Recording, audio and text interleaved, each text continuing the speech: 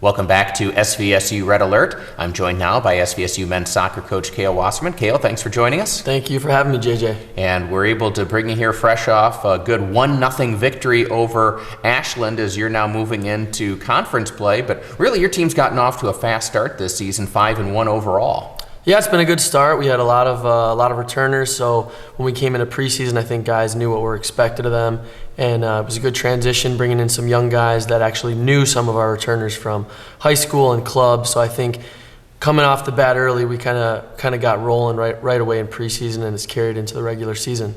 And you go into those early season matches, and that really kind of elevated you in the national rankings because you got some good wins against quality competition. And I know that's something that you always like to have, that national exposure for your program. Yeah, moving towards the postseason, which is obviously what you want to put yourself in a position to be able to compete for, you have to do well in your regional games.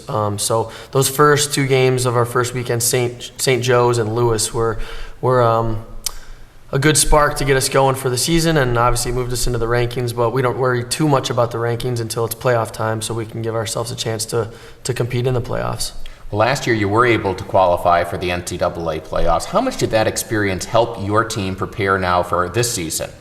I think it was a great experience for our team. You know, we got to the national level last year, and we had to play against the number 4 team in the country in Rockhurst, on the road at their place, under the lights, hostile environment. And, you know, at first, I think that first 20 minutes of the game, we were a bit shell-shocked, but took us a while, got into the game, and I think losing that game 1-0 has fired our guys up a little bit. We know that we can compete with teams that are in the top 5, top 10 in the country if we're ready to go from the first whistle. And I think it's fired up some guys and motivated some guys. We want to give ourselves a chance to get back into a situation like that where we can hopefully be a little bit more successful.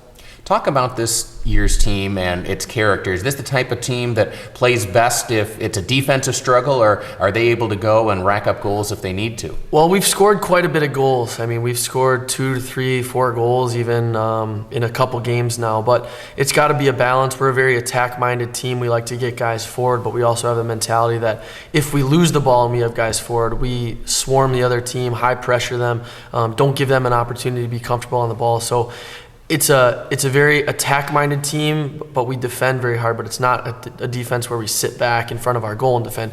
We push forward and put pressure on the other team and try to force mistakes.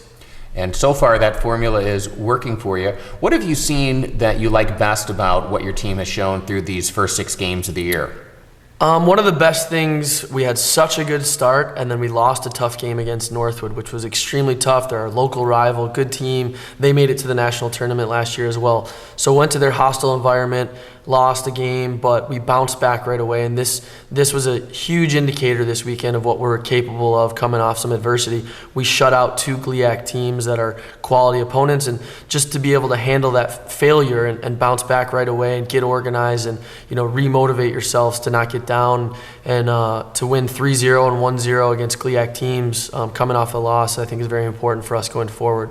What do you have going forward? What does the rest of the schedule look like for you? Because again, it's interesting, the GLIAC doesn't have as many teams that play men's soccer, so there's more of a premium, I think, on each one of those matches. Yeah, and we're going forward right now preparing for our first full weekend road trip, 2 games in Ohio. We'll go to Lake Erie and play a game on turf at their place, which again is a little outside of the box for us as our field is grass.